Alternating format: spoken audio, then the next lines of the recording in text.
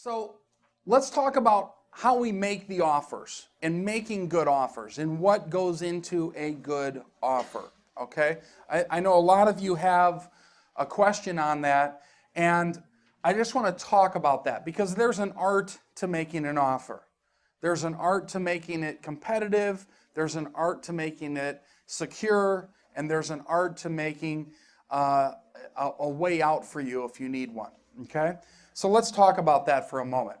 Now, let's just say I've picked these price points, just made them up. You can put in whatever price point would be appropriate to you.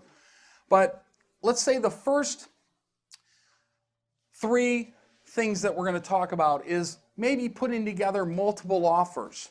Now, you may not be able to do this with a foreclosure on home path or home steps, but if you're putting this into another agent that is representing a seller, you might be able to give them three offers.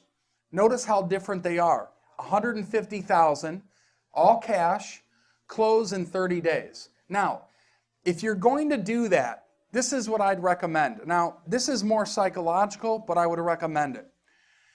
If you're going to put in $150,000, I would make this word cash all capital letters. If you're not going to be faxing an offer over to them and it's going to be handed over or given by your agent, I would have them write the word cash in red. And I would highlight the fact that you're going to close quickly, 30 days, maybe even less. If you've done your due diligence or most of it, you might be able to close in 15 days. A lot of times when you're dealing with a cash transaction with a Fannie or Freddie close or property, you might have to close in 15 days to distinguish your offer with somebody else's, okay? The second option, $160,000, the loan of $128,000, owner to carry $32,000. See, in this particular scenario, I think we've kind of mixed the options up a little bit for the seller.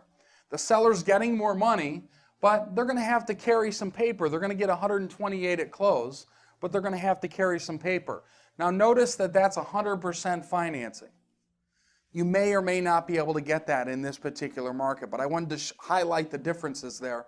And then finally, $170,000, 60-month lease option, $1,000 down, $900 payment per month. Now, there's some other things that may go into that, but I want you to get the idea of a lease option. This is not going to be able to be done with a foreclosure from a Fannie or Freddie property, but if somebody's selling something as a FSBO or just selling something through an agent on the market, you may be able to do that. Remember, the more that we ask from the seller in a typical conventional sale, the more money we give them. In each one of these cases, they're getting maybe a higher risk and less money on each one of these offers, okay? So again, just something to think about. Some other things that may come into this would be banks. Obviously, a bank may have a problem if you create a $160,000 deal with a $128,000 loan and $32,000 as an owner carry. So that's something that you're going to have to talk to with the bank and make sure that they're going to be okay with that. All right? Can you elaborate on the lease option because now it's short of money, right? What's going to be the end of it, or what's going to be your balance coming out? Yeah. So Marco's question is elaborate a little bit more on the lease option. So in this particular case, this might be for somebody that maybe is a little bit older. They're selling their properties. By the way, did you notice? In the one property that we walked into, on the property on the corner, it was for sale. It wasn't a foreclosure, but there was a lot of stuff in the house, okay? Immediately what came to my mind, matter of fact, the broker, Bob, picked up a newspaper from 1954 or something like that, whatever it was, 56. What that led me to believe was that was the original owner that own the house.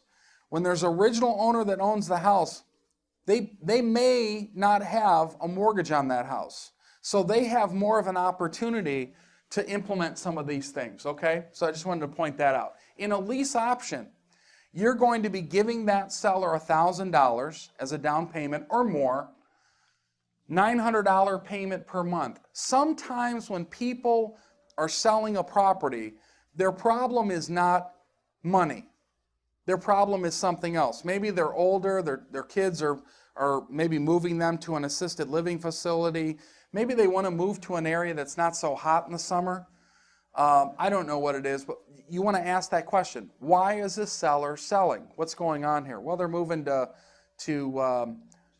North Carolina by their kids, or what's that? Chicago. Maybe they're moving to Chicago, an area that's not so hot now, but it does get hot in the summertime. Or something. Make sure you're asking the question, why the seller's selling, because that's going to dictate what you do here, okay? So, to answer your question, though, Marco, at the end, what does this look like? This is going to have a term on it, the option term. This might be 5 years. And at the end of 5 years, then, you can either arrange this where some of that $900 per month lowers the amount of money that they have to come to closing with. That's up to you and how you set up the deal. Your time frame is up to you and how you set up the deal. And also this $1,000 down. That seller may say, well, I'll do that, but I want $5,000 down in order to do that. But again, all of those things are able to be created by you, the buyer. Okay? In that case, that house that you're referring to, Right. the owners passed away. Right. The house was left in a trust to the surviving children. Right. Now, I'm not familiar with how it works, like when you inherit a property due to death in the family in the States, but we don't have inheritance tax in Canada. But when you inherit a home and you want to sell it, like how motivated would somebody be in the States to sell a property in that situation, because they don't want to carry the taxes, they don't want to carry the house, they don't want to carry whatever. So. Yeah, Penny's question is, how motivated are people when someone passes away, they inherit the property? Well, it depends on the people inheriting the property. Sometimes their motivation is high. I know I sound like an attorney again. Sometimes their motivation is low. So you've got to determine what that is. This is a great way, though, to get into a property with little money down. Okay? In the first example, you're using $150,000 cash. That's quite a bit. The second example, you're using no cash, but the realtor is, or the the seller is taking on a little bit more risk. However, they are getting some cash at closing. In your example, Penny, of where the homeowner has passed away and their kids are inheriting the property, sometimes people aren't so excited about property management and things like that, and they want to sell the property. So in their mind, that's why maybe they've got it listed for sale. But one of the things that you could do is talk about, if they sell the property, they're going to get a gain. And on that gain, they're going to have to pay taxes. The kids are going to have to pay taxes in addition to the inheritance tax and things like that they're going to have to pay. So one of the ways that you may be able to minimize that is by selling that to you as a lease option, or maybe on contract, a land contract, which we'll talk about a little bit later. But then they can get steady monthly income, and because there's no gain, because there's no sale, they get the income without having to pay the taxes on the gain. So it may be an advantage to them.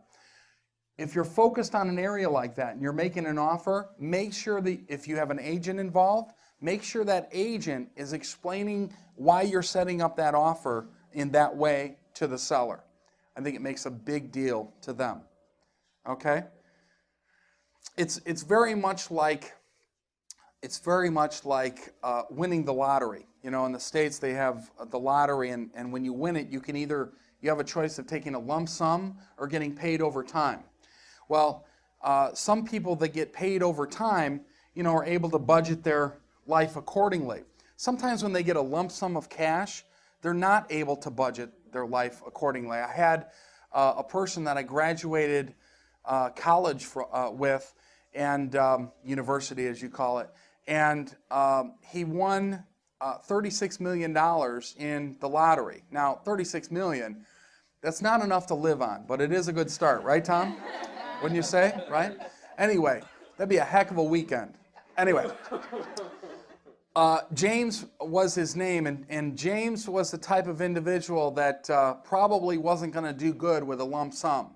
He took a lump sum and went through all of that money in 2 years, 24 months. I wish I would have spent more time with James, okay? But he did. He went through that in 24 months. People that are inheriting stuff or selling stuff with large sums of cash aren't very good at it. Make sure that you talk about that. You can have ongoing payments at, $1,000 a month, and then later down the line, you're going to get the lump sum. But I think you need to focus on that in your delivery, or your agent does. Does this make sense? Remember what I said today? Real estate deals are not found, they're created. They're created. In that last option, you're putting down $1,000. Say you had to put down $5,000. Then you have control of the property. You don't own it, you have control. You go in, you do the rehab, you repair it. 3 years down the line, as the market grows, the demand grows and the inventory decreases, the value goes up, and you're setting yourself up for a nice situation where you've just created a real estate deal where other people don't see it. Okay? A couple questions. Did I answer yours? Yeah. Okay. That's pretty cool when I can answer your question without you asking it. Yes? You got 2 questions. Okay. So we set this up, they're all happy, we're giving them the cash every month, so we rehab it, even though we're leasing it. Isn't that a little gray area? Because we haven't bought it, we're just leasing it. Do you have risk? Do you have risk? Is that what you're asking me? When you are the landlord. But you have control. You have the control. You don't own it, but you have the control. So you may have a tenant in it. You might be the tenant. You're doing the rehab on it. You're improving the value. Now, do you have money in it without owning it? Sure. So you've got to make sure that you're going to be able to refinance that. That's one of the things that, real estate investing, there's going to be some risk. You're going to have to step through the risk a little bit, but it's calculated risk. Okay? So yes, you are. Of course it makes good sense. I'm telling it to you. Right, Marco? These people, they know. You know what I'm saying? Your next question. Just to clarify on number 2, the 128 is the loan from the seller? 128 is the loan from the bank. The seller is going to carry $32,000. This is exactly how I did one of my first deals, the duplex deal I talked about yesterday. The same exact way. Could you get that today? A little bit tougher because of the lending environment. But I did this same type of thing. Just because you can create this, by the way, doesn't mean you should. So what I would do now, and what I've learned from that is, let's look at the components of this. What's the terms of this? I might say, listen, I want you to carry $32,000, but I want something that's done in the auto industry when they sell a car. What is that? Warranty? No. What else? They rip you up. No. Cash back? Maybe. Marco, who is your coach? Marco says 0 interest. When you go to set up 0% financing, but I don't want you to state it like that in your deal. I want you to state it as owner carry $32,000, principal only payments. Oh, principal only payments. That's 0% financing is what that is. You've just stated it in a different way. Do you see that? Just the word, how you convey the words. We're going to talk about this on our plat call, but coming up, by the way. But it's how you state the words in your offer. Not principal and interest, not interest only, principal only. By the way, what's more powerful? Interest only financing or principal only financing? But hold on, depends. Now you're an attorney. What's more powerful? Interest only for the buyer. Interest only financing or principal only financing? Without a doubt, principal-only financing. Every payment you make ratchets down the principal on that property. You want to talk about, figure your cash return on investment. That's your homework, by the way, for tonight. Figure your cash return on investment, which is cash flow divided by initial invested, right? Over 2 or 3 year time on that deal. Interest-only financing and principal-only financing. And when you go to sell that property, people go for that all the time. Absolutely. I've done it probably 10 times. They're getting an extra $10,000. They're getting an extra $10,000. Absolutely. Who would go for that? All the time. And when you state it like that, and I'm going to offer you principal, I want you to give me principal-only financing. Awesome. They don't even know what that is a lot of times. Right? Think about that. It's how you talk to them. People go for it all the time. Remember, please go back to this. Did you have something you want to share in the class, Louise? Yes, you're paying your interest. I'm writing this on your personal file. Okay, so because you're giving them $10,000 more, you are basically paying the interest ahead. Right. Remember, we're filming, so we need to, you know, sorry. right. I'm writing that on your personal file. Don't think I want to see you after class as well. So I want you to think about this. Remember, when somebody is selling a property, they have a problem to solve. It's not always money. It's time, or it's maybe landlord and they don't want to rent the thing, have a tenant in there, or something else. Remember that. How can you solve their problem? It's not always where they need a lump sum of cash. Does that make sense, everybody? Okay.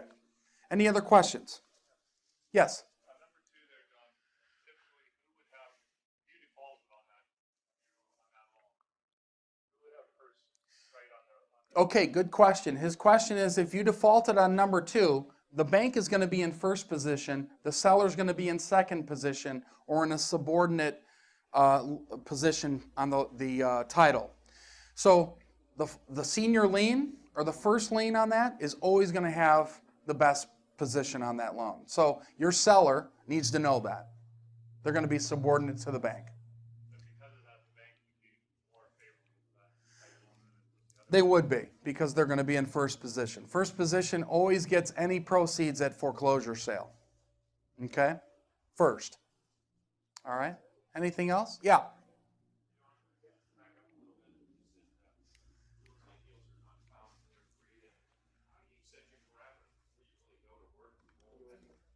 I'm sorry, say that one more time. How do you set your parameters? Like, how do you decide that real deep on one and make it? Well, I think you got to ask about the components of the deal itself. Why is the seller selling? Well, this particular seller may be selling because the owner of the property passed away and they inherited the property. Now, their problem is they don't really want to own the property or, be rented out or anything like that. However, they also don't want to pay a lump sum of taxes in the next year. So that's a problem to them. You can create a deal by saying, well, listen, how about if I buy the property from you, or at least control it through a lease option, or maybe buy it by way of land contract. That way you don't have to worry about putting a tenant in there or owning it. You don't have to worry about paying taxes on the lump sum of income you're going to get, and you can get a monthly income ongoing for the next 3 years. Our plan is to improve that asset over that time by renovating it or rehabbing it and selling it and refinancing it to pay you out. Your security is going to be not only a lien on the property, but also the fact that we're improving the value of this asset as time goes on. Does that make sense? Okay. So it's situation specific. Okay? Yes? So, little question, dealing with the realtor, we give them, go talk to the guy with these. What's the realtor get out of the 3? Out of number 3? Out of number 3? He gets his 7% of 1,000. Well, so in this particular case, the realtor is going to have to be compensated if there's a realtor involved, okay? So if it's a FSBO, obviously that's not the case. If there is an agent involved, you want to definitely sit that agent down and talk to him. It may be, instead of a 7% commission, it might be a flat fee of $2,000 or something like that. That's negotiable. That's acceptable Well, you might have an agent that says, no, I don't want to do that, or, I want to go 3,000 or whatever, but, I think that's going to be up to, I'm sorry? The legal side of that? Because it's Perfectly legal. They can absolutely get paid compensation for that situation. Yep. I know? Questions and answers. Oh, sorry. Louise, I was just kidding. You're off of punishment now. When I bought a triplex years ago, we had a second mortgage with the owner, but we never set it to the bank, because the bank would not lend us the money. Okay, Mandel's question is, she's bought a triplex before where they had a second mortgage with the owner, but they never said anything to the bank because they didn't know if the bank would allow them to do that. In today's world, I think you should have full transparency. If you're going to try or attempt, to set up a deal where you have secondary financing, it's always a good idea to let that bank know about that. Sometimes they'll ask you, how are you coming up with the rest of it? You're going to have to tell them at that point. Some banks, depending on what their risk tolerance is, will have a problem with it. Other banks will not. So make sure that you're talking to that bank. In today's world, it's more likely they'll have a problem with it than not a problem. Okay? Yes?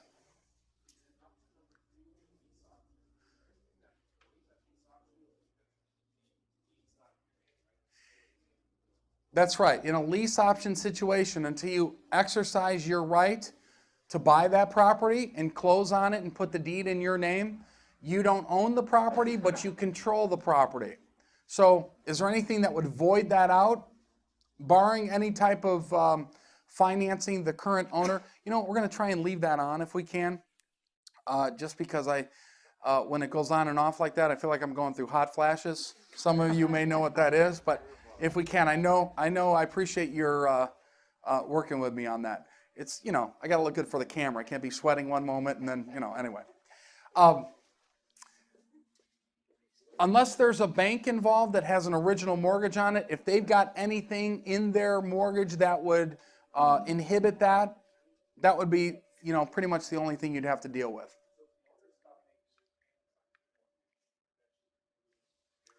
Yeah, good question. If the owner stops making the payments, in other words, in option number 3, you are giving the payment monthly to the owner of the property. If he has or she has a mortgage on it and they stop paying, yes, that's going to cause a problem. But in a lease option agreement, you want to have a trigger. In other words, you want to have the owner send you the copy of the paid receipt to the bank monthly, would be a way that you could do that to verifies that that's being paid. And some language on there that if there is a default, this is what would happen. Okay? Okay, we all good? Yes? What would typically happen if the owner defaults? Well, typically the bank's going to put you through foreclosure. So then your lease option is nullified? You're going to have a problem with your lease option. You would immediately either get an attorney involved or look at the contract to see what kind of remedy would be in place there, if any. What protection do you It would depend on the deal, BJ. I'm not really sure. It's just how you write that up. If the owner hasn't paid his mortgage and they're going through foreclosure, maybe there's remedy in your lease option agreement that says in the case of default by owner, lease option purchaser or tenant has the right to pay to get the mortgage caught up and take the mortgage subject to after that point, or something along those lines. Okay? There'd be many different options you could put in there. But I'd recommend getting verified payment of that mortgage monthly. I've got one additional question. Okay. You take a 60-month lease option. During that 60 months, at any time, can one exercise the option? At any time, yes, and that's going to be language in your lease option contract, and it is going to be a contract, by the way. At any time during this 60-month option, you have the right to exercise your option. You don't have to wait till the 5 years is over. So you do the renovations or rehabbing. Over a 2-year period, you get an appraisal, and now the appraisal is worth $210,000. You refinance it, pay the seller off, you're good to go. You should have that in your contract. Yes. Did you have a question? Yes, I do. Okay. I know it's just an example you have there, but what might the asking cost be? The asking price, I should say, on that. The asking price on this house, maybe it's $150,000, maybe it's $160,000, $140,000, somewhere in there. So the cash deal below asking. Yes. Yep. Okay, really good questions. I like all these. Any other last minute before I go on to the next? Okay.